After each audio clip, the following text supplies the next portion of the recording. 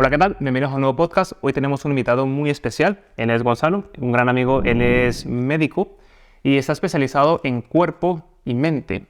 También introducimos en lo que es la parte del alma y muchas cosas más.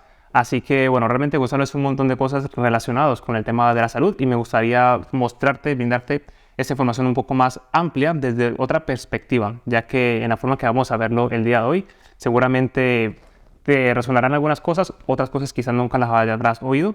Espero que sí, pero el día de hoy vamos a profundizar en todas estas áreas. Así que, Gonzalo, bienvenido. Preséntate para los que no te conocen. ¿Cómo te definirías? Bueno, ante todos, a todos y a todas y a todos los escuchantes, qué bueno que tengamos un espacio acá. Soy Gonzalo, soy médico que me especializo en medicina cuerpo, mente y alma. Me defino así porque mi profesión abarca tantas áreas y mi formación abarca tantas áreas que es la manera más simple de entenderlo. Cuerpo como la unidad cuerpo, la actividad física, el deporte, la salud, el bienestar, la vuelta al equilibrio, la mente, el trabajo en la gestión de la mente, los diferentes aspectos de relación de la mente con el cuerpo, y el alma, todos los procesos espirituales que hay relacionados a la persona, que los tres están relacionados. Digamos que si tengo que poner en una perspectiva qué diferencia hay de esta medicina que propongo yo con la medicina tradicional, digamos que el modelo tradicional newtoniano es el que hablaba de una medicina que estaba dividida en partes, ¿no? Separaba en cajitas. Acá está el cuerpo, acá está la mente, acá está el alma, o este es el corazón, este es el hígado, ¿no? Diferentes partes. Y el modelo nuevo, un modelo integrativo, entiende que el individuo es indivisible, no se puede dividir a una persona y quitarle el cuerpo de la mente. No puedes tratar el cuerpo y no la mente, o la mente y no el cuerpo, o sacarle el alma a la persona. Entonces este modelo es integrativo, ve al sujeto como un todo. Esa es básicamente mi propuesta de medicina.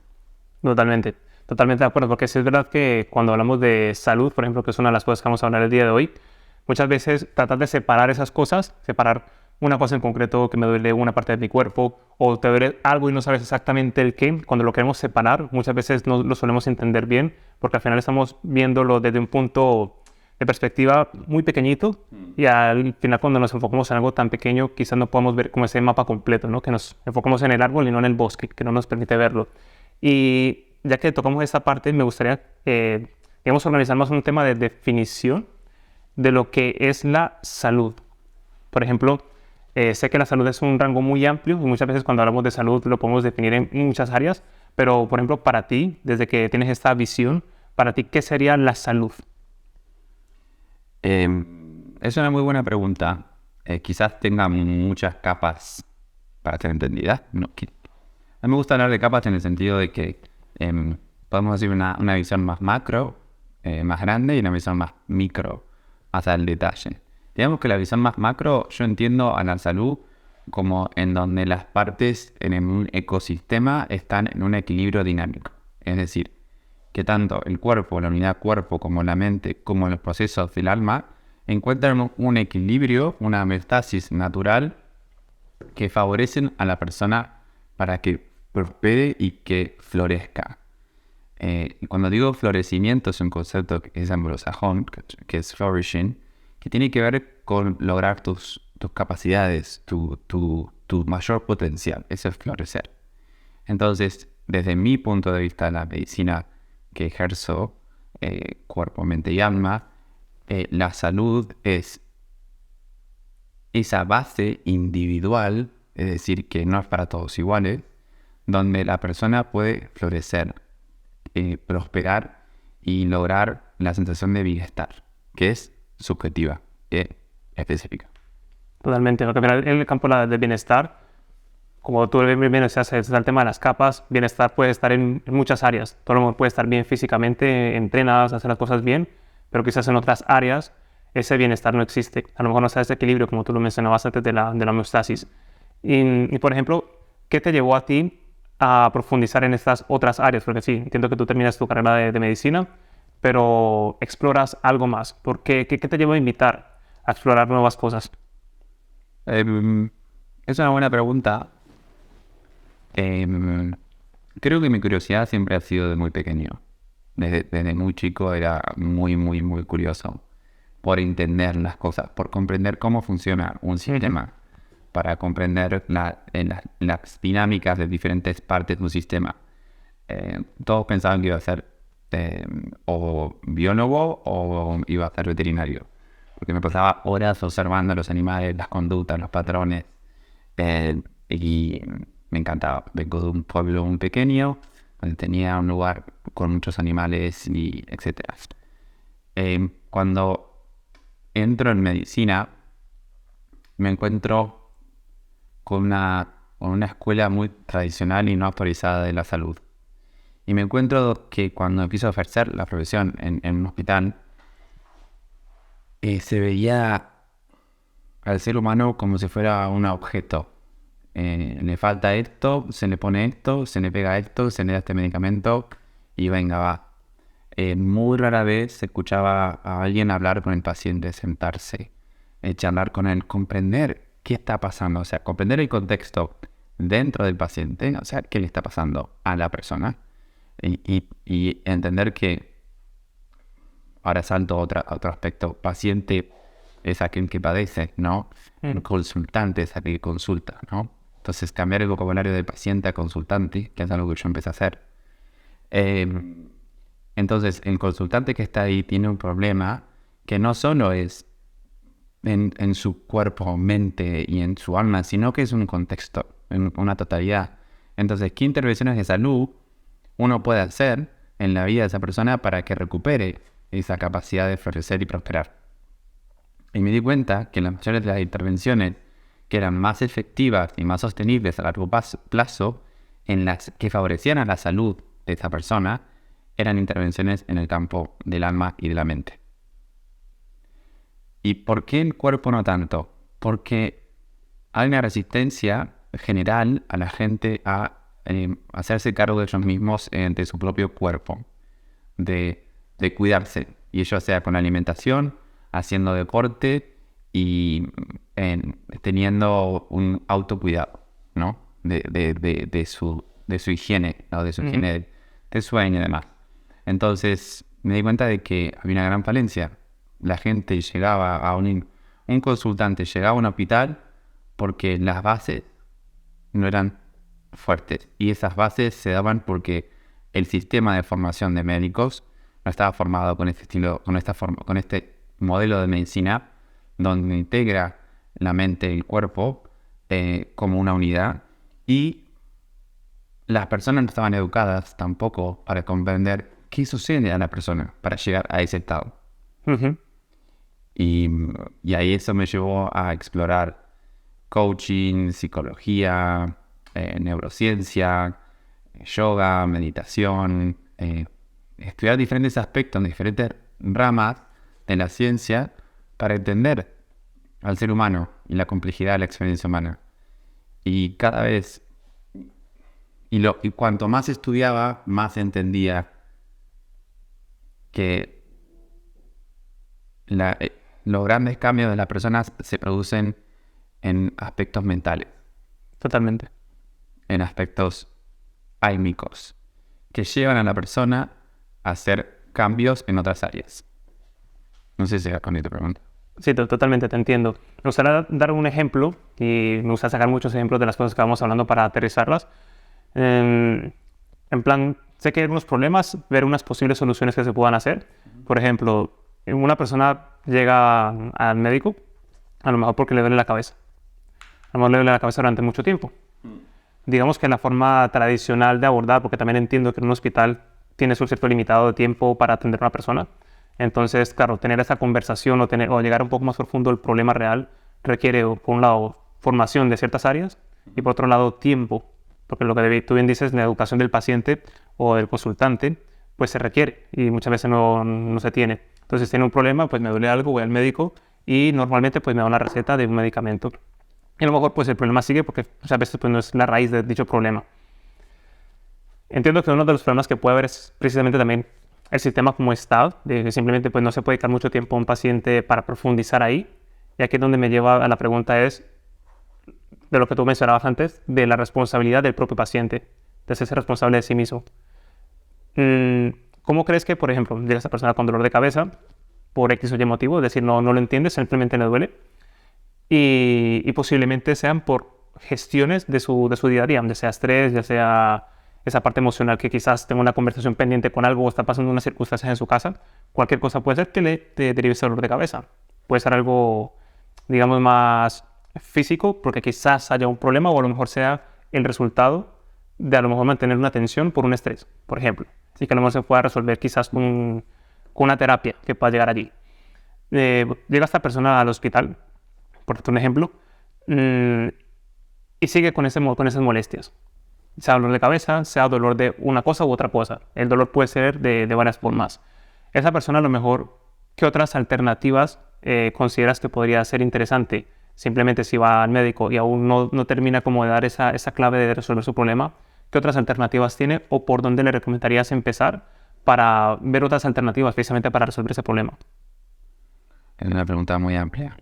O sea, Sí. entiendo que tenemos un ejemplo que Sí. la cefalea, y entiendo que también llegamos a un espacio a esa persona, a ese consultante, en un espacio de salud donde el tiempo es limitado. Y es un gran problema, porque la mayoría de los hospitales o centros de salud necesitan un tiempo de entre 7 y 15 minutos para resolver un problema.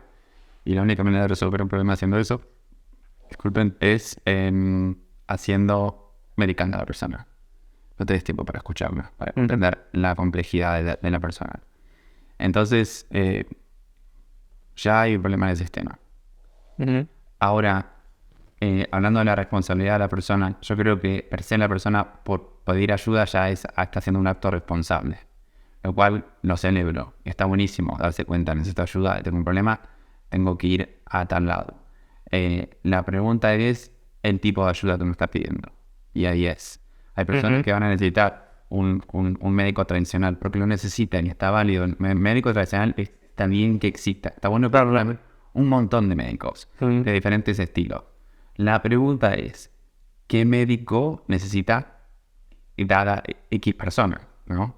Si a un médico tradicional, a la persona que está escuchando, le hace bien, adelante, esto está bien. O sea, si resuena y tiene el efecto de salud, adelante. La persona que no le hace bien, esa es qué hacer, ¿no? A dónde ir. Y ahí creo que hay varios elementos que se pueden hacer. El primero, si hay un problema grave, consultar, tener un espacio donde uno pueda hablar lo más extendido posible, sin juicios, y buscar un médico que ofrezca ese espacio, ¿no? Donde un médico tal vez privado, un médico que tenga una formación más integral, donde esté la posibilidad de charlar, comentar, escuchar, que hagan una escucha activa. No sé si te diste cuenta que dije escuchantes, no dije oyentes. Porque el que oye no quiere decir que entiende lo que escucha. El escuchante entiende. Vale. Entonces está bueno diferenciar en la capacidad de escuchar, ¿no? Es decir, no todos los médicos escuchan.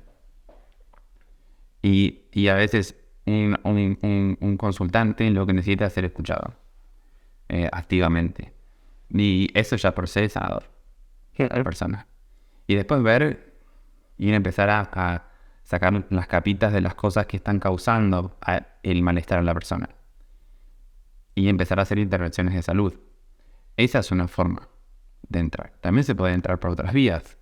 Se puede entrar por la vía del cuerpo, haciendo actividad física. Se puede entrar por la vía de actividad física individual o actividad física en áreas colectivas.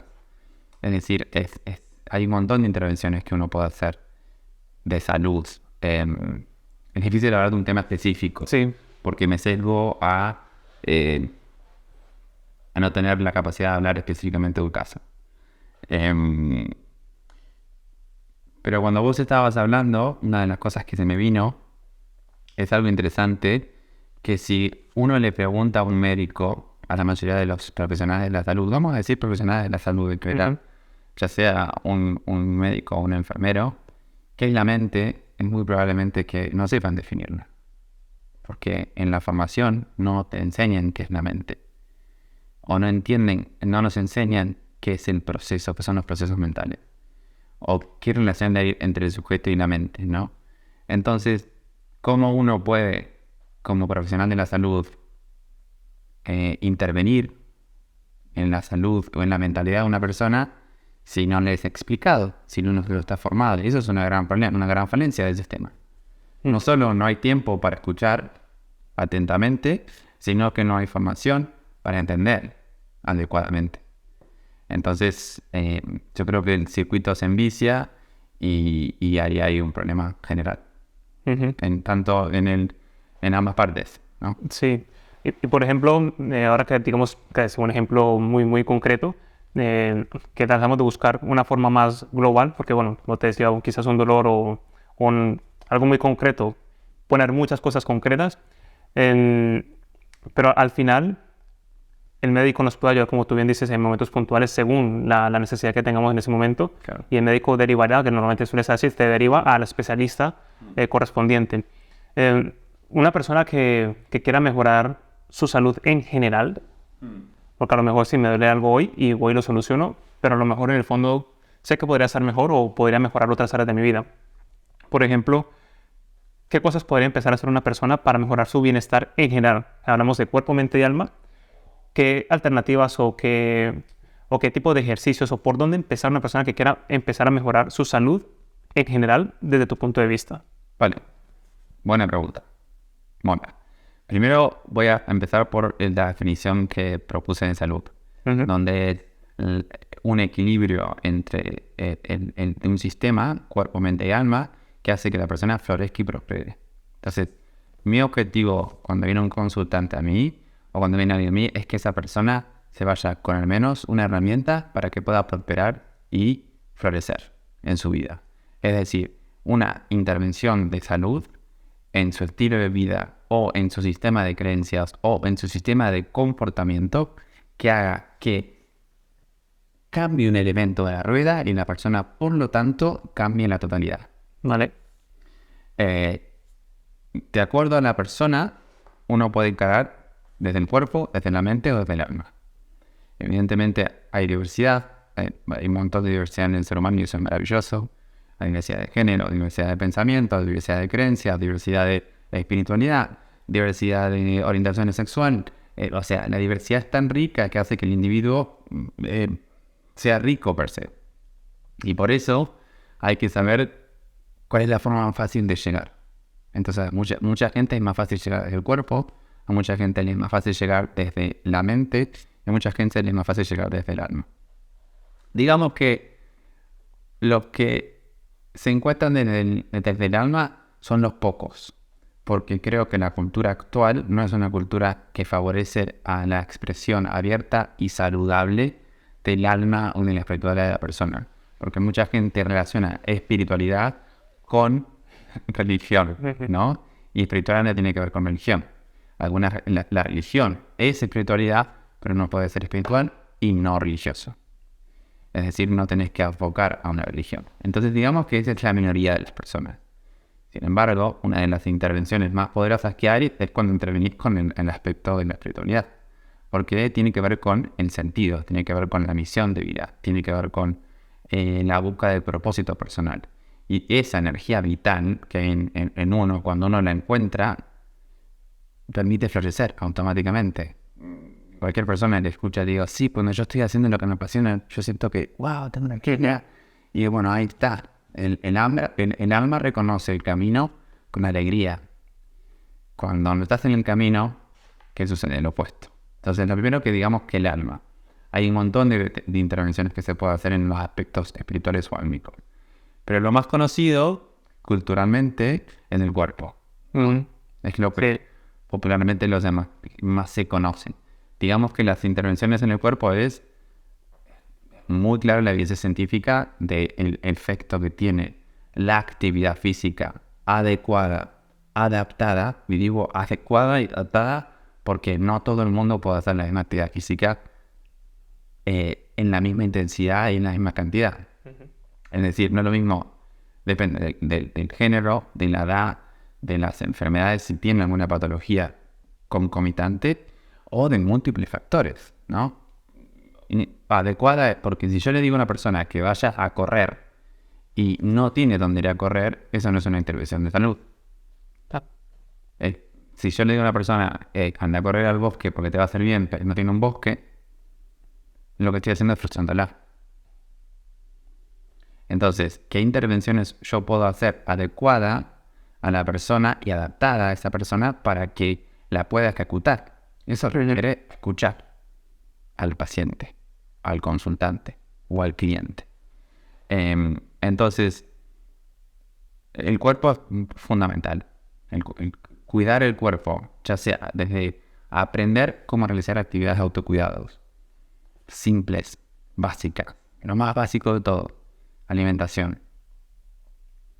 ¿Qué comes? ¿Por qué comes? ¿Qué es lo que comes? ¿Cuándo lo comes?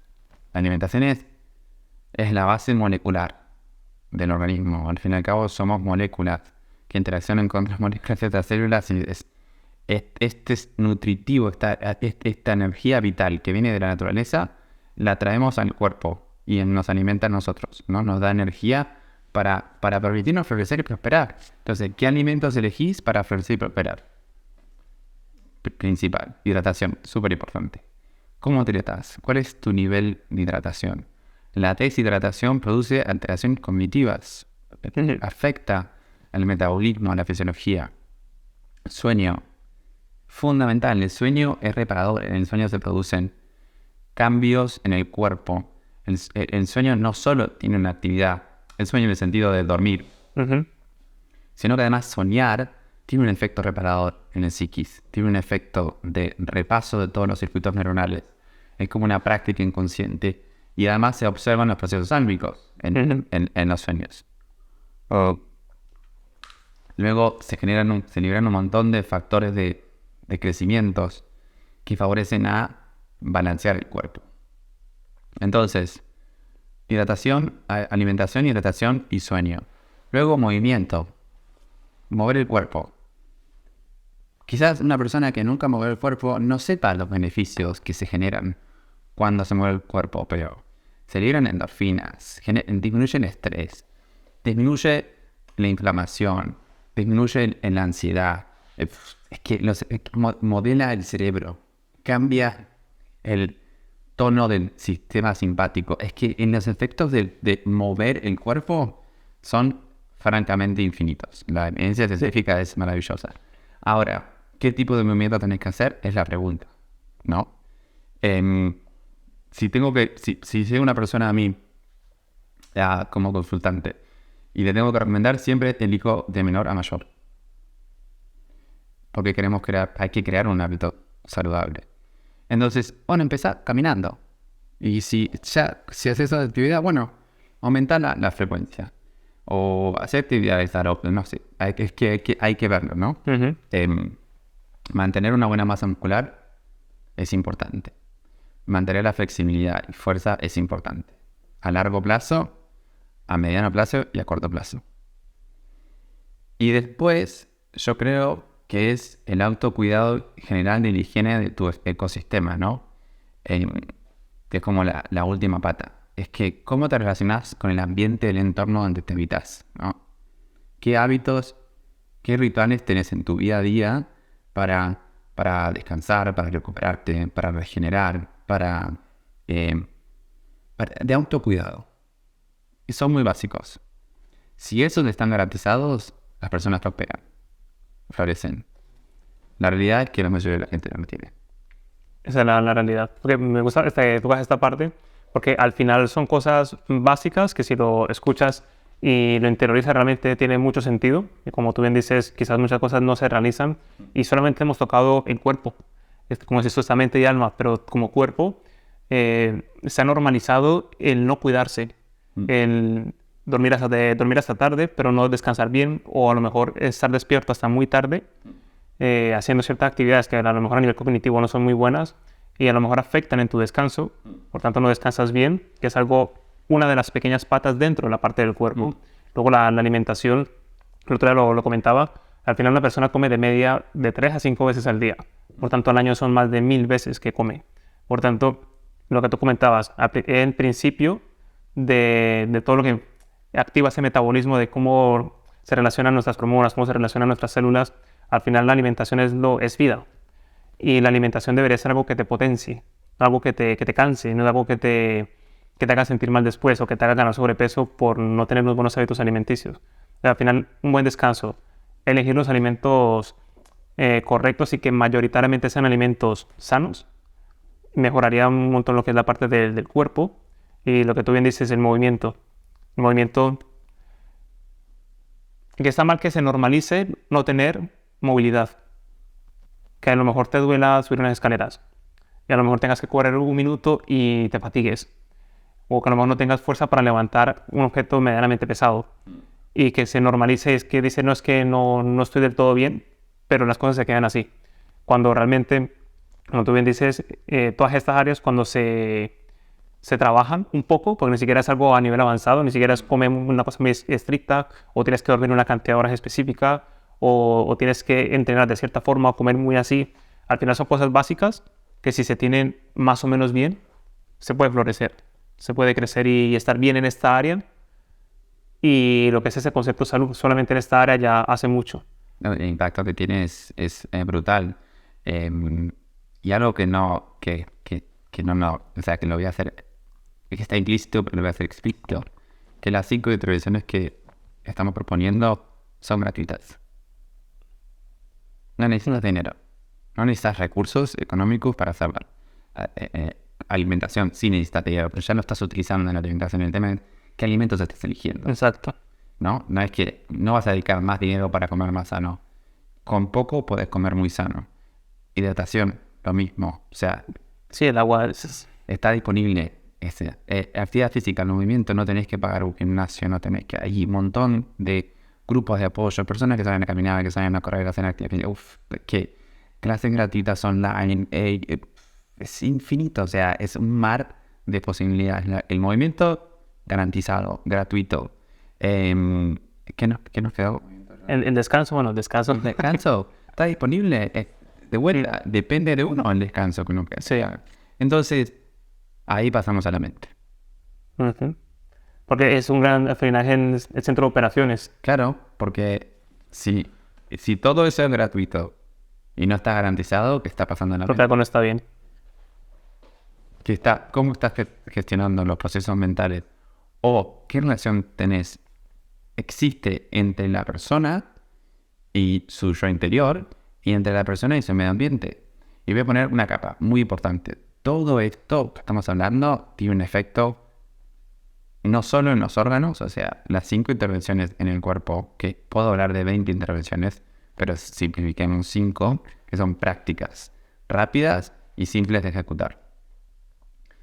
De esas 5 intervenciones en el cuerpo, tienen impacto en todos tus órganos.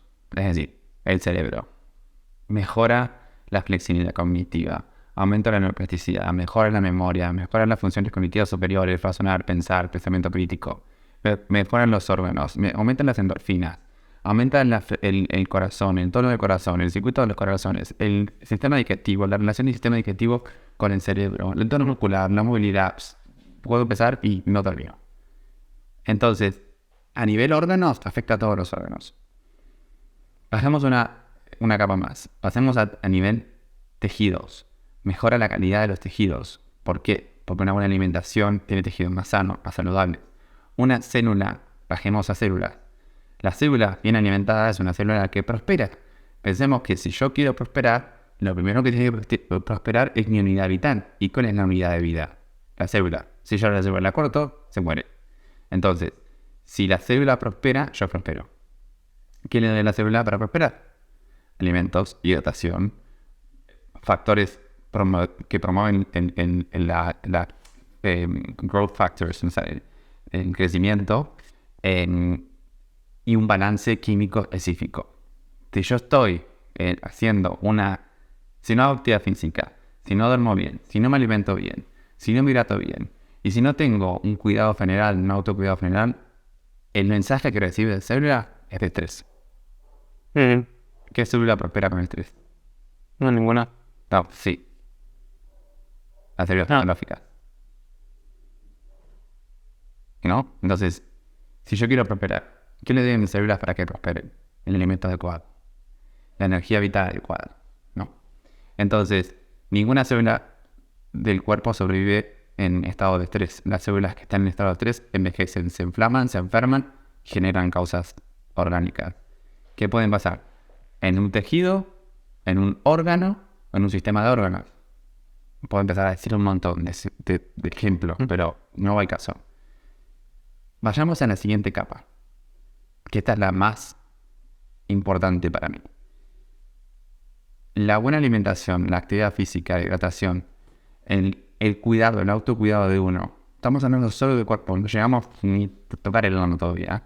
El alma ni la mente.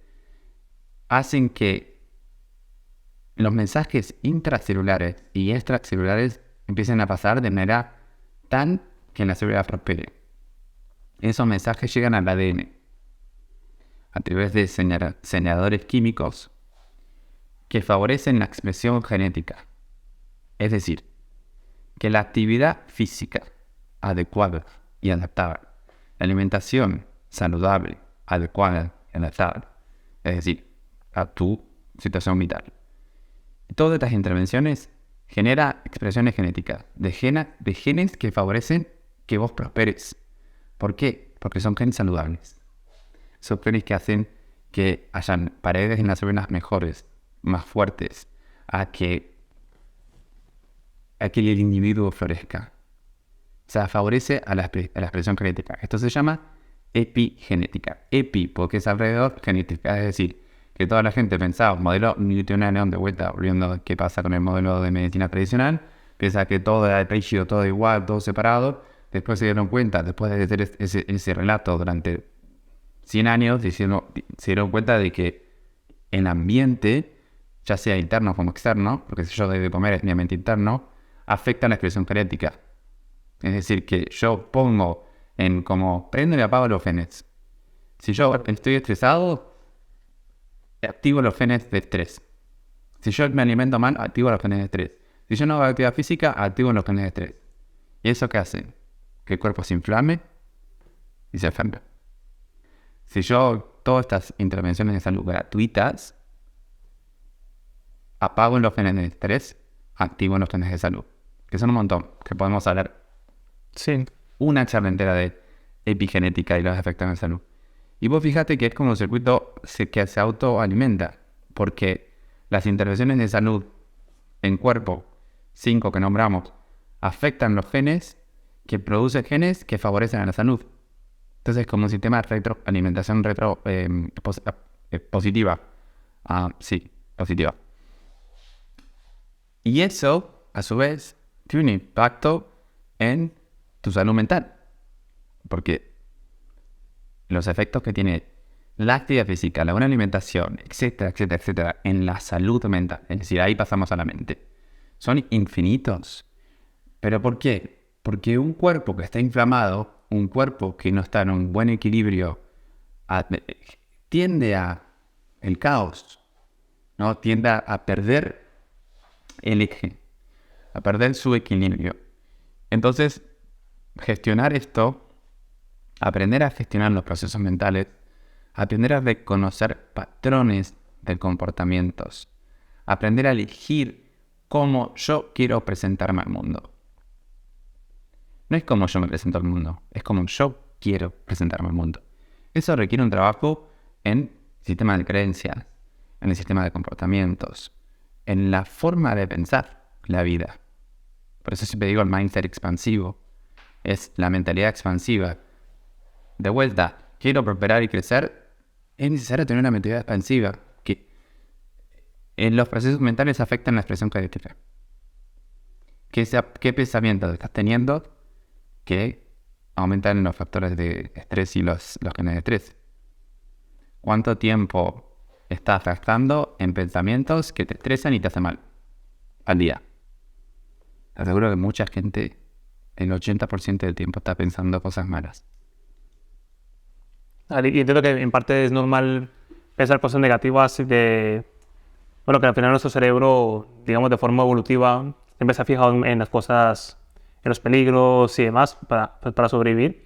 algo que me genera mucha curiosidad y me gusta mucho el tema de la genética, epigenética, cuerpo, mente, alma, porque al final todo está súper conectado, porque el cuerpo afecta a la mente y la mente afecta al cuerpo. Sí. Y como tú bien dices, cuando tú haces algo, hay una acción-reacción.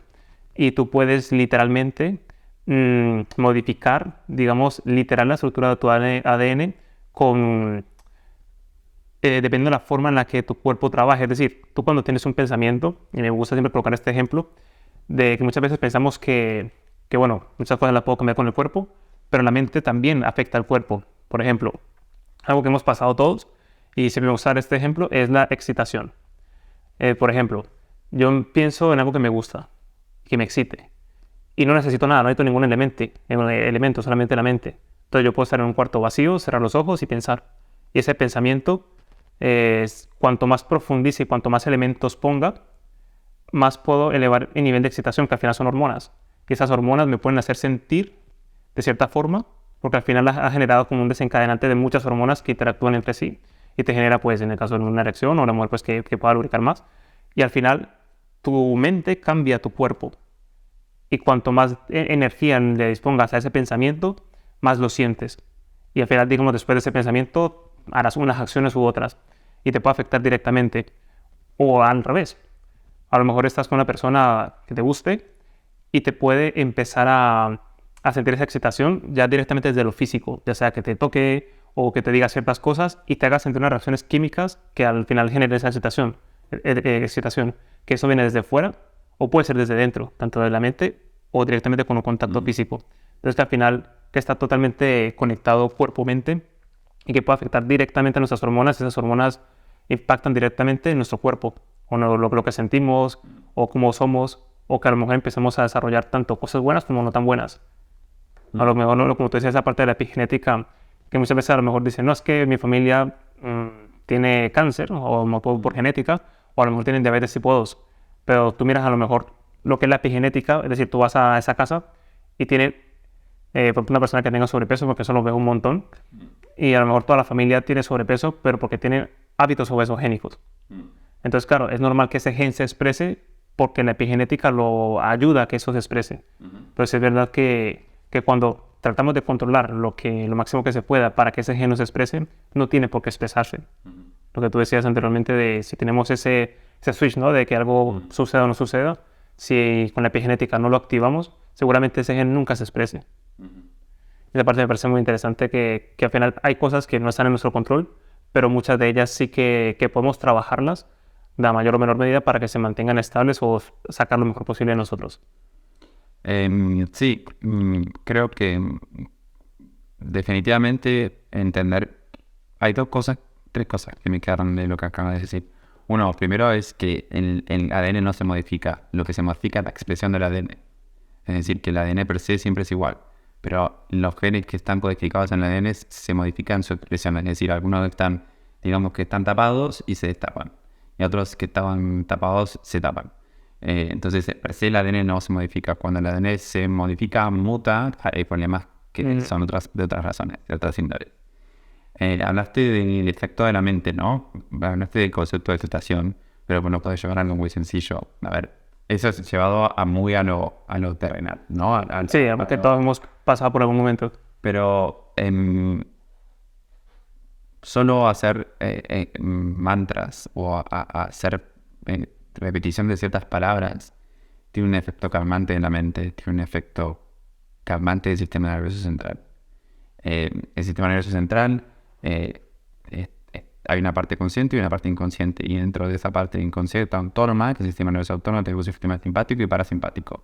El sistema autónomo se activa con las palabras y con otra cosa que dijiste vos, el tacto. Como mamíferos, hemos evolucionado, los seres humanos somos, dentro de la evolución de los mamíferos, lo que desarrollamos más cantidad de neocorteza, y en la neocorteza se encuentran en las emociones de apego. Las emociones de apego es de contacto con otros seres humanos, el amor, la confianza, el disfrute, el goce y la aventura, la sorpresa. El contacto con otras personas no tiene que ser sexual, puede ser el contacto directo de las manos, activa el sistema nervioso parasimpático y envía señales de relajación.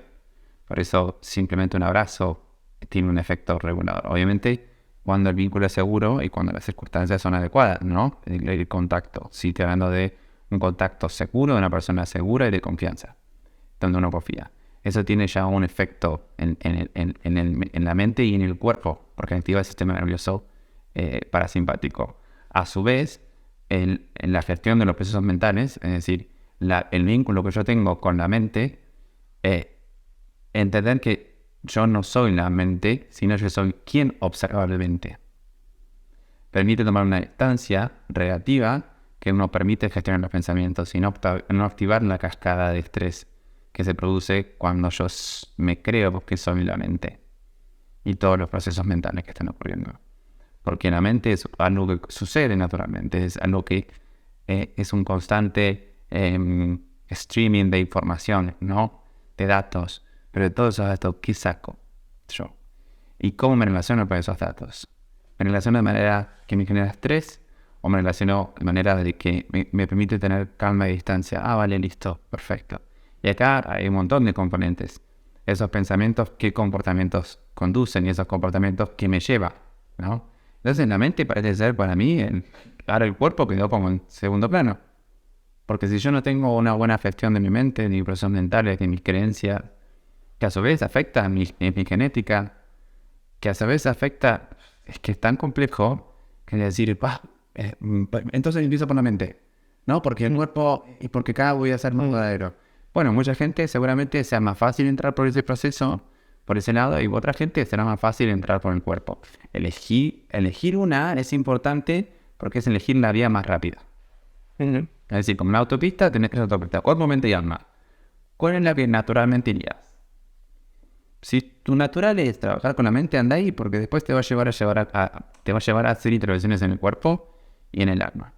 Si la tuya es cuerpo, empezá por ahí, porque naturalmente tu propio biorritmo, tu propio proceso natural te va a llevar a tocar diferentes áreas. Porque una persona que prospera no puede prosperar en su totalidad, en su complejidad, sin abarcar las tres áreas. Porque en un momento su limitación se va a evidenciar. Por eso es que esto es, nosotros estábamos hablando el otro día de niveles de conciencia, es otra forma de tener un nivel de conciencia. Yo no puedo ir más allá de mi nivel de conciencia. No puedo comprender más allá de mi nivel de conciencia. Yo puedo oírlo, pero no puedo escucharlo, no puedo procesarlo. Entonces, si tu nivel de conciencia, el cuerpo es tu fuerte, anda por ahí. Después vas a poder llegar a otros niveles de conciencia en la mente y en el alma. Evidentemente, el alma es el más rico y complejo y es el más casi específico de cada uno, ¿no? Porque Viktor Frankl, Carl Jung, Rogers, son un montón de médicos y psicólogos que hablaron un montón del alma en los procesos del alma, que no sé por qué, que pasó en la cultura moderna, que se dejó de hablar en las universidades y en la medicina de qué le pasa al alma.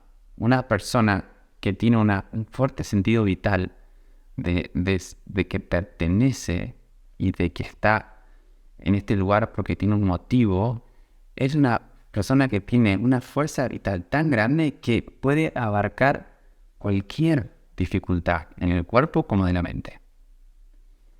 Pero ese trabajo es muy, casi como un alfarero, ¿no? Es encontrar ese sentido vital, esa razón, esa pulsión, ese self, como se le dice a Jung, hablaba del self, que es el sí mismo. De todas estas capas de condicionamiento, ¿no? De todas estas cosas que me hicieron a ser adulto, a ser quién soy yo. Un sujeto, todos somos maravillosos. Increíblemente maravillosos. Pero todas estas capas que tenemos alrededor, que me alejan de mi self, de mi verdadero yo. Y no quiere decir que vos no seas vos ahora, tú no seas tú ahora. Quiere decir que tu esencia está por ahí un poco... y también no estés cerca de tu esencia porque estás condicionado por un montón de factores, ya sean culturales, ya sean familiares, ya sean emocionales, recursos que no tenés. Entonces, trabajando cuerpo, trabajando mente, el alma empieza a aparecer. Y el trabajo del alma es potente porque el alma arrasa. El alma arrasa y dice, no, este no es el camino. ¿Qué estoy haciendo? Mi camino es para allá. No, esto no. ¿No? El sentido de vida que Mr. Frank lo explicó muy bien. La visión de la vida que uno quiere y darse cuenta de que uno, hablando de responsabilidad, es responsable de la vida que uno tiene. Y desde esa responsabilidad son las acciones que yo puedo cometer, que yo voy a realizar. Eso no quiere decir que sea fácil. Eso no quiere decir que sea doloroso. Eso no quiere decir que te van a tropezar 800.000 veces. Eso es parte de la experiencia humana. ¿Cómo yo me relaciono con la incertidumbre? ¿Cómo yo me relaciono con el estrés? ¿Cómo me relaciono con los tropiezos, que son inevitables en la vida? Los cambios inevitables de los procesos. Lo que no puedo cuestionar, que es todo lo que yo puede llegar a pasar. ¿Cómo yo me relaciono con eso? ¿Va a ser que prospere o que me enferme? Esa parte del alma creo que es algo muy interesante y sobre todo, bueno, que en algunos ámbitos, pues, no sé, en algunos se habla mucho, en algunos otros no tanto. Supongo que es porque es quizás menos tangible, puede ser. Pero, por ejemplo, si aterrizando lo que es la parte del alma, si lo pudiéramos aterrizar, por ejemplo, vale, yo quiero trabajar lo que es la parte de mi alma, ¿cómo lo podemos trabajar? Es decir, ¿qué cosas puedo hacer y cómo puedo identificar que voy por un buen camino? ¿Qué cosas se podría hacer? Porque entiendo que una forma de saber de que estás trabajando en tu alma es haciendo algo que te haga feliz. ¿Eso podría ser un medidor? No, necesariamente no. ¿Cómo lo podemos trabajar? Es una muy buena pregunta y no quiero caer en dar recetas que no apliquen para todos. Por eso digo que es adecuado y adaptado a cada uno. O sea, los procesos álmicos son casi como una alquimia en cada uno. No la misma dosis de los mismos elementos dan igual resultado a la misma persona. Entonces, está bueno darse cuenta de que por eso soy muy prudente no existe un solo camino. Definitivamente no. El camino que elijas está bien. Si tienes curiosidad, explorar el camino que sientas que es correcto. Si no es ese camino, será otro. Cosas generales que podría decir es prácticas introspectivas. Lo que se llaman las prácticas contemplativas, ¿no? Prácticas contemplativas que vienen generalmente de Oriente, que son como los grandes maestros del occidente de una tradición de 5.000 años, ¿no? Ya sea la meditación, el mindfulness, prácticas contemplativas con el cuerpo, con la presencia, permite empezar a estar un poco más cercano al alma, o en realidad cercano al cuerpo. Porque la mayoría de la gente, si yo les pregunto ahora, a ver, te pregunto a vos, y le pregunto a las personas, ¿dónde está tu alma? ¿Dónde está tu alma en tu cuerpo? Tócate con la mano. Si me lo tocara directamente sería aquí, en el pecho. Vale. La mayoría de la gente ubica el alma, seguramente las personas hacen acá, en el centro del pecho, ¿no? Qué intuitivo esta respuesta. Entonces, cualquier actividad que te permita estar en tu cuerpo, encarnado en tu cuerpo, ¿no? Lo que se llama embodiment, presente en tu cuerpo, prácticas contemplativas, mindfulness, meditación, journaling, actividades que te permitan estar en uno mismo, habitarte, estar con todo lo que soy. Y está bien con todo lo que es. A veces, iba a decir una cosa que no suelo decir, pero lo voy a decir, si tengo permiso. A veces hay mucha mierda. Pero está bien, es lo que hay. Pero de la mierda sale el compost. Sí. De la mierda sale el compost. Entonces, tengo todo esto y no sé qué hacer. Vale. De acá, en algún momento del camino, no sé cuándo, vas a tener compost. Y eso va a ser la materia prima para que florezcas. Si no reconozco dónde estoy en mi camino, no puedo hacer compost. Eso no quiere decir que en todas las áreas de tu vida tengas que hacer con vos. Quizás en solo una, dos. También hay muchos aspectos que se pueden hablar, ¿no? La relación contigo mismo, la relación con tu carrera, tu relación con tu cuerpo, tu relación con...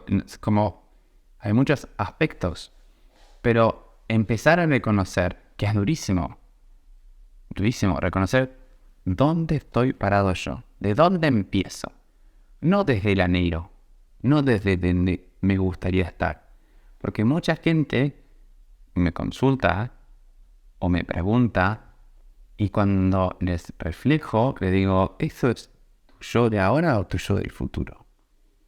Ah, no, ese es mi yo del futuro. ¿Y tu yo ahora? Ah. Entonces, una cosa, mi anhelo de lo que a mí me gustaría hacer, que está válido, genial, bravo. Pero otra cosa, donde estoy yo parado.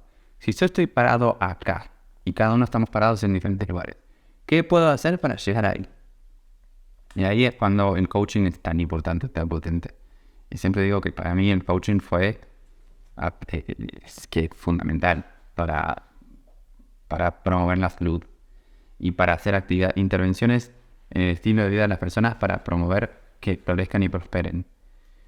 Entonces, claro, las actividades introspectivas y contemplativas, las actividades contemplativas orientales, voy a tirar algunas, por ejemplo, el canto, la meditación, el baile, la escritura contemplativa, journaling, que es algo que yo hago todos los días. Todas esas actividades permiten empezar a darse cuenta de dónde uno está parado. Para después decir, vale, hostia, qué bueno, qué bien que estoy. Vale, ¿cómo puedo seguir creciendo? Eso hace que se cree lo que se llama metaconciencia. Meta es puente a la conciencia.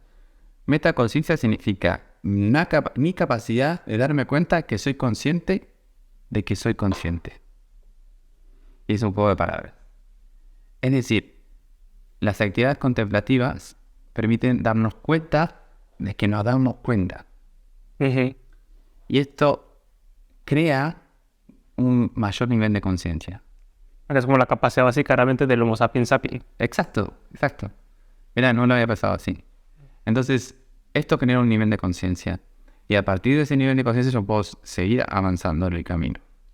Algo que quiero aclarar es que niveles de conciencia no equipara a más iluminación o menos iluminación, o a más desarrollo o a menos desarrollo, o a mejor persona o menos persona. No, error. Cuando me refiero a niveles de conciencia es amplitud en tu propia vida para marcar la mayor cantidad de ramitas del árbol a todo tu terreno. Y cada uno tiene suyo. Entonces no es ponderativo, es descriptivo, ¿no? Que mucha gente dice, no, bueno, a veces me pasa a mí que me idealizan. No, es que vos ahora, no, yo tengo un montón de problemas. Me pasan un montón de cosas. Tengo problemas de un montón de índoles. Sin embargo, mi relación que yo tengo con eso es lo que me permite trabajarlo. El vínculo. Y es inevitable que esto pase. Es inevitable que suceda en mi vida. Bueno, una pregunta. La forma de ser de una persona, ¿vale? Tenemos su carácter o la forma en la que lo gestiona las cosas. Por ejemplo, pasa un suceso X y lo gestiona de otra forma, de forma Y. La forma en que gestiona eso, digamos, ¿dónde se podría ubicar en esas tres áreas? Cuerpo, mente, alma. En las tres. En las tres. 100%. En las tres. Vale.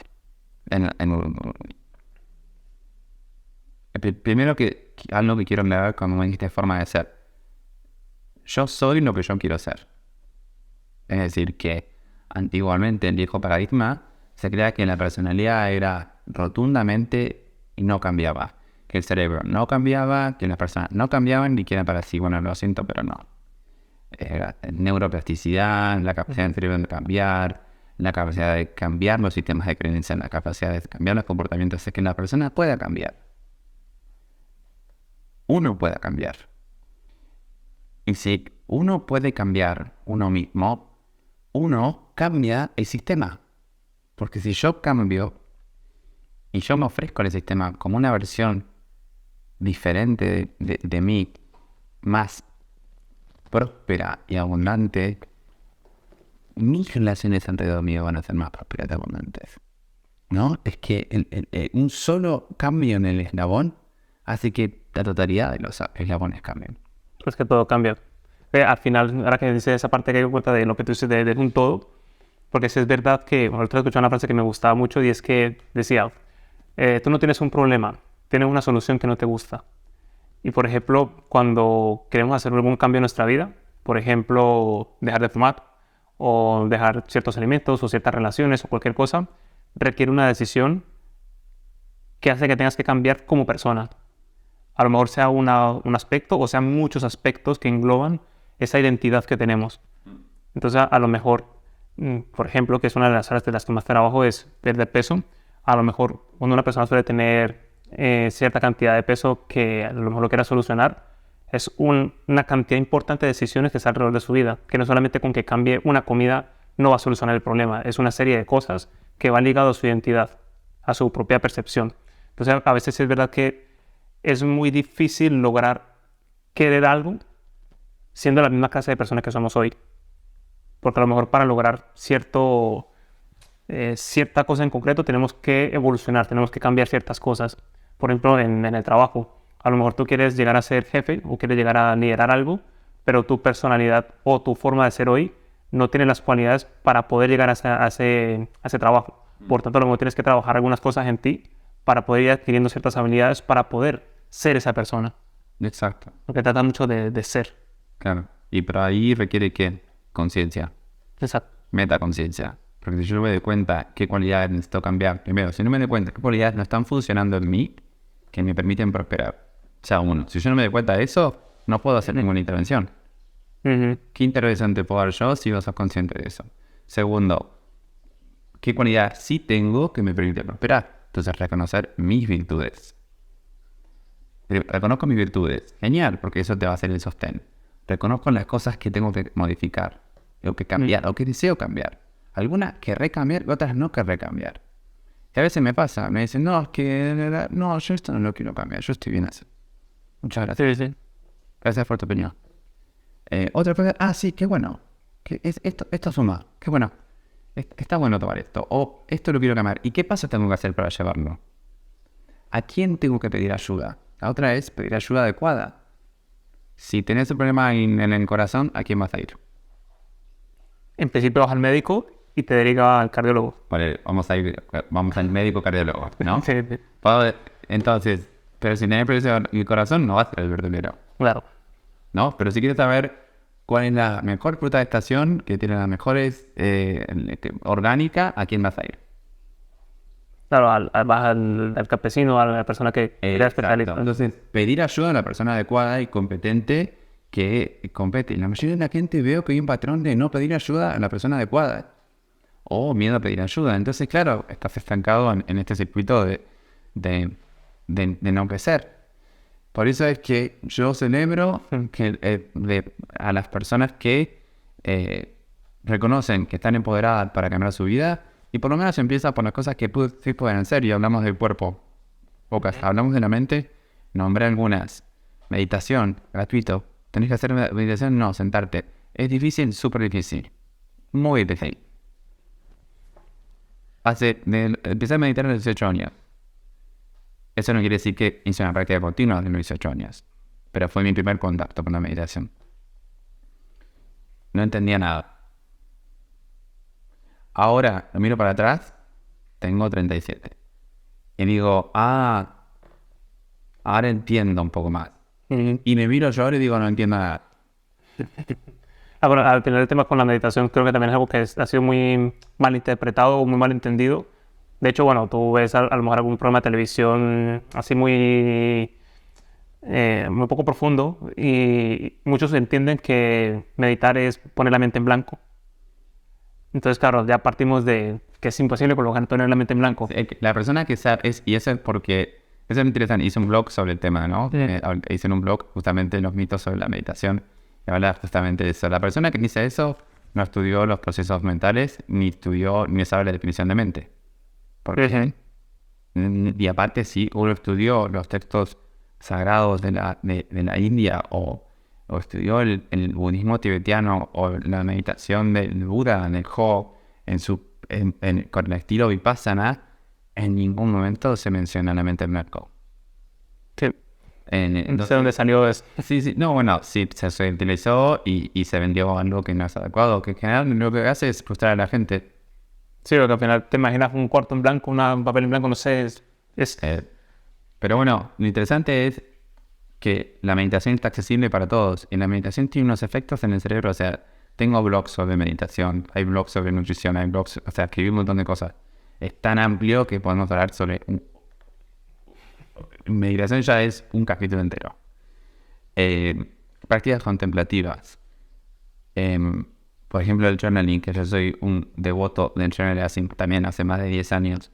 Una práctica tan sencilla tiene un efecto a nivel del cerebro maravilloso porque es un espacio con uno mismo de autocuidado. O sea, hablamos del cuerpo del autocuidado. El journaling es autocuidarte, es darte el espacio para escribir tus pensamientos y te permite tener metaconciencia, porque te permite observar tus pensamientos. Porque en el momento que yo los escribo y yo observo mis pensamientos sin un juicio de valor, mindfulness, o sea que ahí ya hay un concepto contemplativo, sin tomar una reacción ante eso, sino que es observar el contenido, en vuelta mindfulness, el estilo Vipassana de meditación, sin hacer un juicio de valor, de bueno o malo, de lo que sea que está sucediendo, te hace que en el proceso de journaling uno vaya cambiando. Porque uno empieza a ver patrones, pensamientos recurrentes, cosas recurrentes, y uno empieza a tomar acción, ¿no? Hay un montón de estilos, pero me refiero a que una práctica tan sencilla y tan milenaria, tan antigua, que tanta gente hizo journaling, que es tan fácil, esta quizás no sea gratis, en el sentido que necesitas tener una hoja y un papel, una hoja y un bolígrafo. Si no lo tenés, se te complica. Pero dentro de todas las posibilidades es accesible. Sí, bueno, mira, un boli y un papel. Mucha gente no lo tiene, eso sí, mucha gente no tiene. O sea, seguramente las personas que no lo tienen no están escuchando este podcast. Entonces, qué bueno sería que esas personas se les cubrieran las necesidades básicas, porque lo que estamos hablando nosotros son por arriba las necesidades básicas, ¿no? Estamos hablando de personas que ya tienen garantizadas las necesidades básicas. Sí. Entonces, qué afortunados que ya somos por poder hablar de cómo en la escala de Maslow, no sé si... Sí. Cómo subir un escalón en la escala de Maslow, porque tenemos las necesidades básicas satisfechas. Ya somos unos afortunados. Eso, o sea, somos menos del 5% de la población. O sea, que brillante. El que está acá es bravo. Pero bueno, nada, me parece que está bueno darse cuenta de que uno es el promotor. A mí me dice, no, es que no sé por dónde empezar. No te creo. No te creo. No querés empezar. Es distinto. Y hay algo muy interesante que yo hago con mis clientes de coaching o mis consultantes de coaching. Es que yo no acepto a todos. Y cuando los acepto es cuando veo que la persona está convencida de querer hacer cambios. Acá la otra es a nivel de conciencia superior. Sí. Y les pido qué cosas quieren cambiar. Cuando no lo saben, le digo, no estás listo.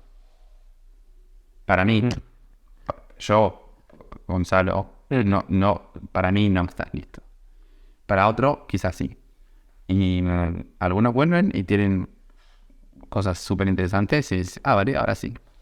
Pero me refiero a que donde sea que estés en tu camino, está bien, ¿no? Esto de trabajar y crítico interno, bueno, un montón de cosas. Es que es tan amplio el tema de cuerpo, mente y alma que... Sí, que seguramente haremos otro. que puede abarcar tantas cosas. que no quiero ser cuidadoso en las palabras que elijo para que no se tergiversen y no se malinterpreten. Desde que básicamente es que donde sea que estés en tu camino, está bien. Primero que está bien. Si hay un problema grave, consultar a una persona competente. Es decir, si hay una enfermedad, siempre asesorarte con un médico adecuado. Si por suerte estás en esta escala de Maslow, donde te das cuenta que tienes tus necesidades satisfechas y tienes recursos, mucha gente no tiene los recursos. Empezar con las intervenciones en tu estilo de vida, que son gratuitas. Después, empezar por las que puedas tener una inversión. Ya sea ir a un gimnasio, que es una inversión, ¿no? O anotarte en clases de baile, que es una inversión. O anotarte en clases de yoga, que es una inversión. O anotarte en un grupo de meditación. O anotarte ir a un terapeuta, a un psicólogo. O tener tu propio coach. O anotarte en un grupo de apoyo. Anotarte en un grupo de... etcétera. Que requiere ya una intervención. Pero siempre empezar desde lo más sencillo, en lo que está al alcance. El hábito requiere simpleza y repetición. Y esto es neurociencia. Entonces, por lo más sencillo. Y ahí es cuando el sistema de recompensas se va a fortalecer. Porque dice, bueno, lo hice yo solo. Una persona que se quiere iniciar en el journey, ¿cómo sería? Porque esa parte me parece muy interesante de que es una práctica que considero que muchas personas deberían de practicar en algún momento, y que lo mencionabas por los beneficios que tiene para conocerse un poco más a sí mismo y saber en qué punto se encuentra. Creo que también es una muy buena herramienta. Si una persona quiere iniciarse, entiendo que necesita un boli y un cuaderno, y a partir de ahí, ¿cuáles serían como las pautas a seguir para, bueno, qué es lo que estoy haciendo, qué es lo que tengo que hacer? Genial. Bueno, hay muchos tipos de journaling. Yo creo que una persona que nunca hizo journaling en su vida, con un cuaderno, un boli y tiempo con ellos mismos, es lo primero. Es decir, lo que yo digo, crearse un ritual. Encontrar el momento del día donde decís, este momento es para mí y solo para mí. Dejo el teléfono, estoy conmigo mismo, a ver qué está pasando. Y escribir, así como viene en la mente, todo lo que está saliendo de la mente. Sin un juicio de valor, sin querer modificar lo que está pasando, sin querer cambiar la historia o el relato, y sin buscar un sentido per se de lo que uno está escribiendo. Y cuando, más o menos 3 hojas, me recomiendo 15 minutos, escribir. Si no sé escribir, es decir, no sé escribir. No sé escribir, no sé qué hacer. Y empezar a ver qué pasa cuando uno escribe. La mayoría de la gente, bueno, toda la gente que empieza en journaling porque les doy sugerencias e ideas, me mandan mensajes increíbles. Me dicen, ¡buah! No sabía todo esto. Entonces, para las personas que recién empiezan, es un espacio de autocuidado. Que estaría bueno que se convierta en un ritual. Un ritual de estar conmigo mismo. Es como este autocuidado del cuerpo, este es autocuidado hacia mí. Si yo me cuido, estoy bien conmigo y también puedo estar bien con otros. Si nunca lo hiciste y quieres explorarlo, llévate una cita contigo mismo. Invítate a vos mismo a tomar un café en el lugar que más te guste, llévate un cuaderno y empieza a escribir. Sin juicios de valor, sin represión y sin controlar el relato. Y ver qué pasa. Seguramente cosas maravillosas. La mayoría de la gente dice, ¡buah! No sabía todo esto, y se convierte en un espacio brutal de crecimiento. Te convertís en tu propio terapeuta, sin legitimizar a los terapeutas ni a los coaches. Es un espacio donde uno escucha atentamente a uno mismo. Entonces, para aterrizar un poquito más, sé que tú te mueves y tienes mucha experiencia en esta parte, que es verdad que cuando lo practiqué por primera vez me surgieron muchas dudas y que fui pillando algunas cosas a lo largo del tiempo. Y, por ejemplo, empiezo en el ritual, ¿no? Ese momento, y lo más normal es al principio no saber qué escribir. Y como saber, depende un poco del tipo de persona que seas, vas a como analizar cómo te analizas y entras a lo mejor en ese bucle.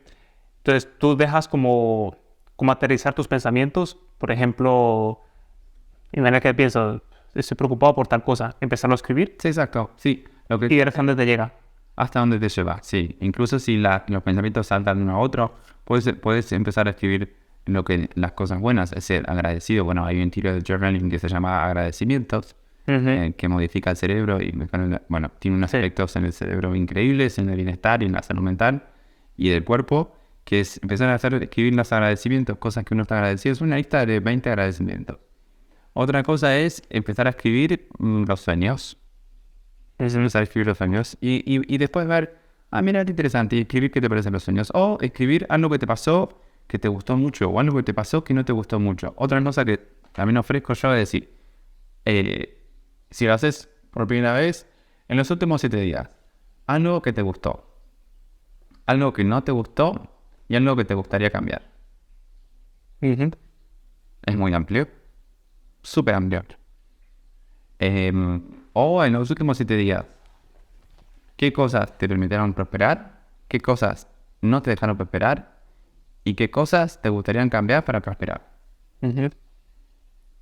Eh, Son pequeñas pistas de cómo empezar. No hay una forma correcta o incorrecta de hacerlo, sino más encontrar el espacio y crear esta ritualidad. Me siento conmigo, me hago el café, buen té, buen mate, me siento, escribo, exploro y veo lo que pasa posterior.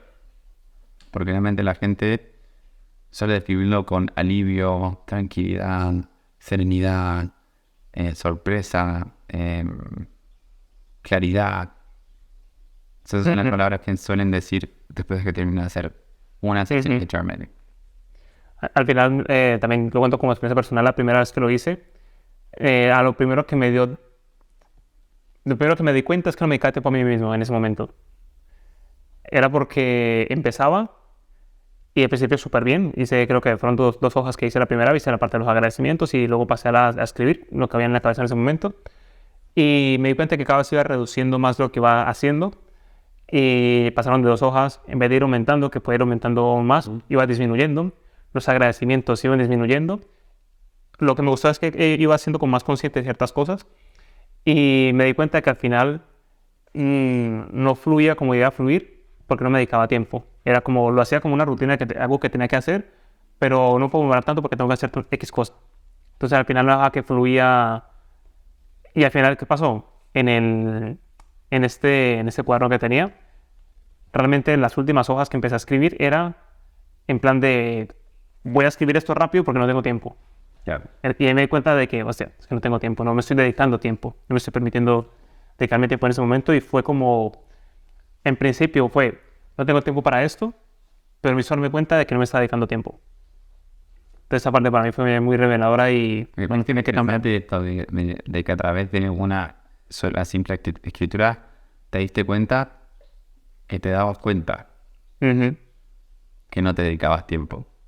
Que en realidad el no escribir era no cuidarte, no atenderte, no eh, eh, pero acá y cada uno va a tener una experiencia diferente. Eso es lo rico. Obviamente que siempre el journaling es progresivo. Uno puede empezar de lo más simple a lo más complejo, ¿no? Sí, sí. Las personas grandes referentes mundiales, la mayoría hacían journaling, Picasso, Einstein, todos hacían journaling. Y todos repiten de alguna manera u otra manera lo radicalmente importante que eran sus vidas. Y creo que la complejidad va aumentando en la medida que uno lo va explorando, ¿no? Siempre digo, empezar por lo más sencillo a lo más complejo. Si dentro de tus posibilidades no tenés la capacidad de pagar un terapeuta, un psicólogo o un coach, vas a hacer journaling, por lo menos empezar por ahí y ver qué tal. Y ver cómo evolucionan. Ujú. Definitivamente te vas a sorprender. Estoy 100% seguro. Y escriban a Walda a cuál si empiezan a hacer journaling y díganle las sorpresas que tienen. O si no, también díganlo. De cuánto uno es capaz de tener insight y darse cuenta con solo esta herramienta tan sencilla y lo mucho que uno puede afectar el cuerpo, la mente y el alma con esta herramienta tan sencilla. sin tener que recurrir a un terapeuta, a un médico. Bueno, si hay una enfermedad, sí, me refiero a alguien experto en procesos internos. En- y, y creo que es radicalmente favorable en general. Sí, la cosa con esto es que en principio se ve como tan sencillo y se puede subestimar mucho. Total. Porque yo recuerdo la primera vez que tú lo estábamos haciendo con Claudia, hace mucho tiempo, fue como que me llamaba la atención, pero como es tan fácil de hacer, es fácil de no hacer. Es como que te pones ahí y dices, vale, eh, a ver qué saco de aquí, ¿no? Y empieza un poco con esa actitud, pero al final dices, venga, vamos a probar a ver qué tal y te sorprende realmente lo que puedes llegar a hacer simplemente con ponerte a soltar tus pensamientos, porque muchas veces se verá que no nos permitimos estar en un espacio para nosotros mismos, sino que siempre estamos ocupados en nuestra cosa y esas otras, que no sé tú qué opinas de esta parte, que muchas personas quizás no son capaces de estar con ellos mismos y afrontar esas cosas. Por ejemplo, hay un pensamiento, eso como lo veo yo, no sé, tú me dirás, que a lo mejor tienes un pensamiento en tu cabeza de algo que debes que afrontar, que es importante, pero siempre le vas colocando capas. Y a lo mejor hay un momento en el día donde quizás tienes ese momento, y es por la noche, antes de acostarnos. Y es donde realmente muchas personas pasan ese momento con ellos mismos. Ahí es el momento excelente para hacer journaling. Soltar esa Eso. parte. Y una de las cosas más lindas que te pueden hacer es cómo me fue el día. Escribir todo lo que pasó en el día. Y después queda como un documento, ¿no? Como tu bitácora, historia, ¿no? Sí. Porque por ahí puede ser algo muy sencillo y ver la historia de uno narrada por uno mismo es maravilloso. Y todo, desde la universidad, mierda, pues adelante, escriba la mierda. Ahí, ¿cómo te sientes después de soltarla? Claro, la liberación que hay, lo dije. Ya, ¿cómo me siento y tal? Claro, ¿y qué pasa? Y, guau, y entonces creo que está bueno cerrar. Si hay problemas de que en la noche te cuesta gestionar los pensamientos o calmar la mente, journaling es brutal. Al nocturno escribir todo, decir, lo dejo acá, ahora me voy a dormir. Y después lo veis al otro día y digo, wow, He escrito un libro. tengo perspectiva. En journaling te da perspectiva, porque pone al sujeto en distancia. Es, como dije, es una práctica contemplativa. Que puede ser mindfulness, puede ser journaling, pero es una práctica con uno mismo, que es experiencia con uno mismo y que es intransferible. No se transfiere, se hace. Es decir, no puedes transferir la experiencia. Sí, está totalmente propio. Exacto. Pues, Gonzalo, para una persona que quiera empezar también con esta parte, porque sé que lo publicas constantemente en Instagram y que dentro de poco también vas a poner un recurso gratuito para todas las personas que nos están oyendo o viendo en YouTube, donde te podremos encontrar y que pueden encontrar, por ejemplo, en tus redes, que ahí compartes mucho esta información. Sí. Eso en @Gonzalo Doctor o gonzalodoctor.com. No solo hablo de journaling, sino que hablo de muchas cosas. Neurociencia, psicología, coaching, salud, medicina, estilo de vida, alma, y hablo un montón de cosas. Mi idea es compartir recursos y que apoyen a prosperar a las personas y a celebrar la capacidad de empoderar a la gente. Con estas intervenciones es fácil de ejecutar, que tienen un gran impacto en las personas. Ahora prontito sale esta guía, quizás el que escuche esto ya esté la guía en la página web o en Instagram, y es una guía muy, muy linda, muy rica, que uno puede encontrar de cómo empezar a hacer journaling como este ABC de cosas muy sencillas. Además de que pueden encontrar un blog donde pueden encontrar información de cómo hacer journaling, de la meditación, de los tabúes de la meditación, de la espiritualidad, de neurociencia, del estrés. Bueno, contenido gratuito que uno pueda acceder para aprender e informarse en una fuente confiable, ¿no? O sea, investigación, es una investigación científica, está pensado, está elaborado, está pensado accesible a la gente. Así que sí, Gonzalo Doctor o gonzalodoctor.com.